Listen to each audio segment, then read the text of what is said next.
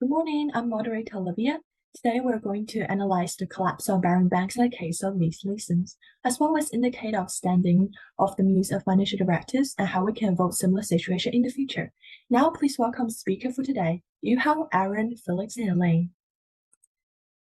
Firstly, I'm sure we're all curious about how Barron Banks operate prior to its collapse, and Dylan's Nick Leeson made that lead to the collapse. Yuhao, you can start your exploration. Barring Bank is a history bank, which is one of the 5 largest banks in the UK. Its business mainly focuses on the asset management, international investment, commercial bank, and financial service. Barings Bank target on Asian market with branch in Japan and Singapore. Also, Barings Bank has wide range of business. It also has weak risk management, control, and post-up supervision, which lead to excessive employee power and so on. Those problems also lead to the subsequent collapse of Barings Bank. Lesson was initially based in London. Lesson was head of operation at Barings Future in Singapore in 1992.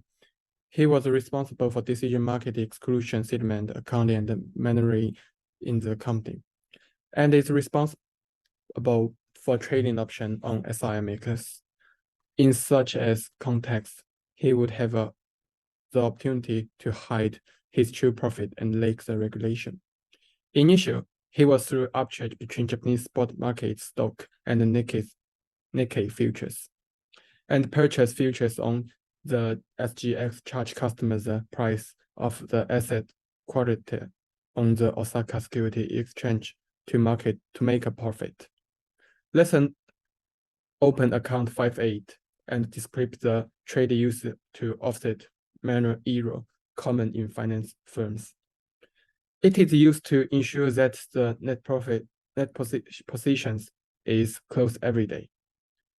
Final recognition of gain and loss. However, Listen did not report the 58 account to the head office. Listen add to his long Nikkei position and records the loss in his 58 account as a erroneous trade. By doing so, they were able to hide huge loss, take long suspected position by adjusting the price of transfer trades, and set up dominant trades and transfer the loss into the 58 account. Most of Barings Bank's huge loss came from Lesson's huge long position in the Nike. In March 1995, Lesson's long position in Nikkei futures represent 49% of the market share. Lesson used the same methodology to purchase Japanese government bond future and oversee your future without any risk control. A large amount of margin required because of the large number of positions held. Therefore, Lesson chose to sell the option to replenish the margin. However, due to the Great Kobe earthquake, the stock index fell dramatically, so this behavior ultimately led the Barings Bank eventually lost 108 million and was unable to replenish margin, resulting in Barings Bank bankruptcy. Lessons was lucrative for Barings Bank in the early day. However, due to the lack of supervision of Barings Bank's employee and Lesson's confidence in himself, he continued to take long position to cover his loss, even though he had already incurred huge loss. The bank did not care about risk management to minimize its loss and eventually failed to meet margin requirement. Yuhao, thanks for sharing your opinions. Next, let's hear Aaron's thoughts on how those derivatives are misused and the consequences of inadequate risk management and internal controls. So, yes, I'm going to introduce how derivative was misused and the consequence of inadequate risk management and internal control. So firstly, the listing case provides a stark illustration of how the comprehension of derivative instrument can lead to their exploitation.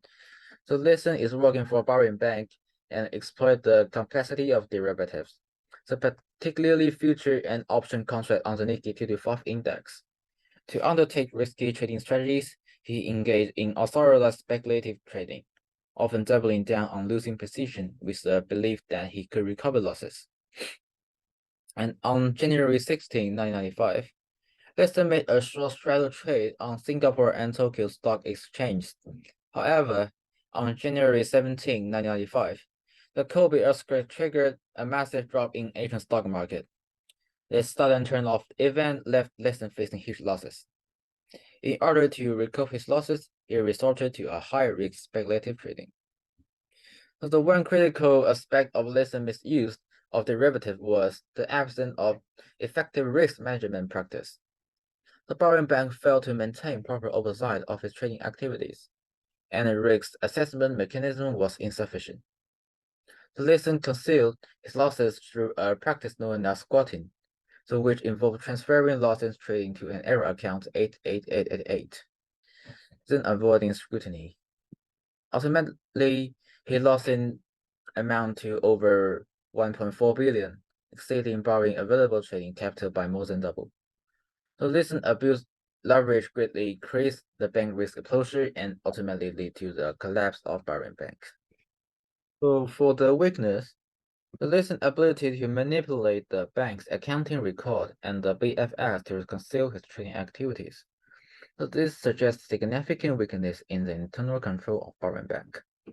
So the text describes how Liston executed offsetting trade near the end of the trading day to move the position from the other account to 8888, and effectively hiding his position from the risk reporting. And the consequences of this manipulation expose the lack of internal control mechanism to detect such activities. So the text alludes to the fact that the Liston activities has been discovered and stopped a month earlier. The losses might have been significantly smaller, potentially allowing borrowing banks to absorb them. So this underscores the importance of earlier detection and regulatory oversight. So this suggests that borrowing banks management might have been aware of Liston risk exposure and allow him to continue trading. So possibly because they believe it was their only chance to avoid a catastrophe.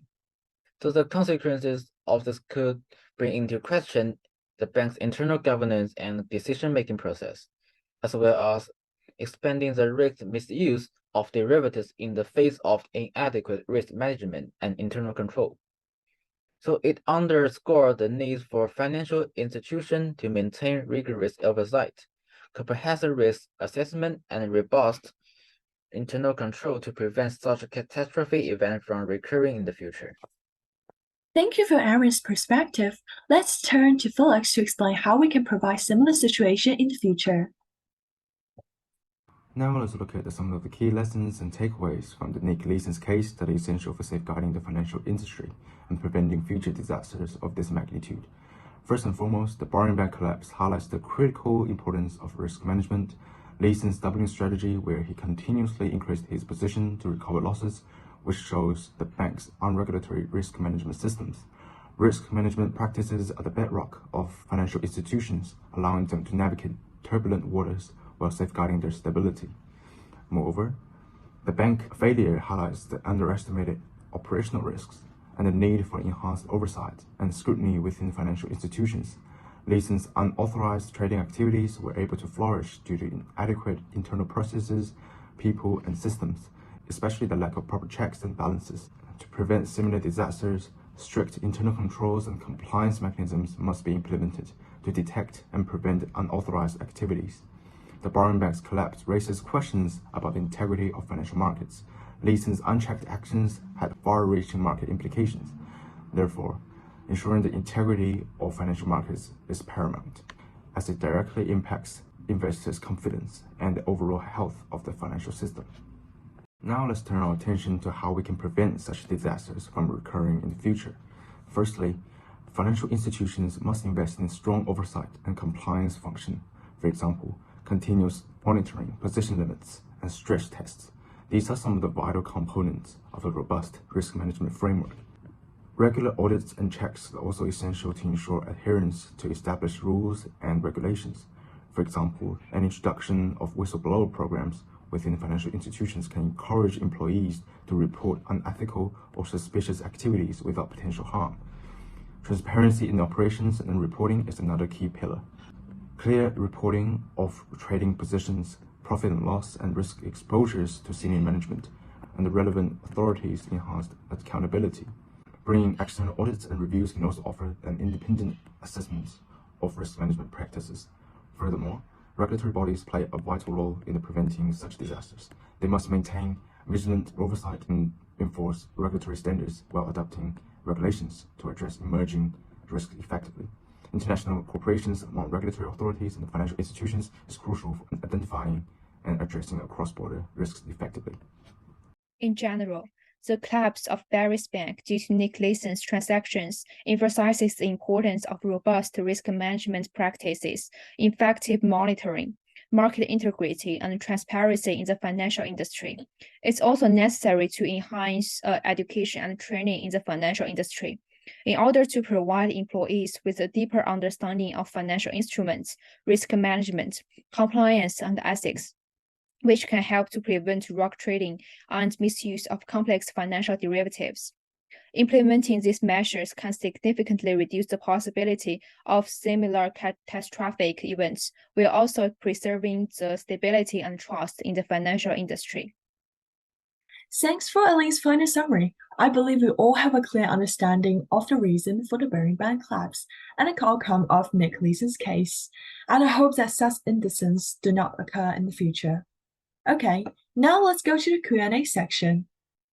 Okay, so for a Q&A question, the first question is, what are the most important reasons that leads to closure of Barings banks? Does anyone have any idea about that? In my opinion, the fundamental problem was Barings Bank lack of regular employee right as well as excessive employee right. Another important reason was Leeson's indifference to risk management, which ultimately led to bankruptcy. Thank you so much for your house sharing. So now let's go to the second question. How can financial regulation enhance their oversight and regulatory frameworks to prevent similar case of misuse of derivatives instruments in the future? Yes, financial regulators can enhance their oversight by implementing stricter reporting requirements, conducting more thorough audits, and promoting greater transparency in financial institution trading activities. Okay, this made me have more understanding about the question. Thank you, Aaron. So now come to the third question. What are the positive impacts of enhanced employee training? Providing continuous training can keep employees up to date on the newest industry practices and regulations to reduce the possibility of employee misuse of financial derivatives and ethical issues.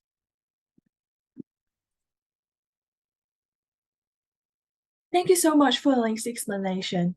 That's all for our presentation today. Thanks for watching. Bye.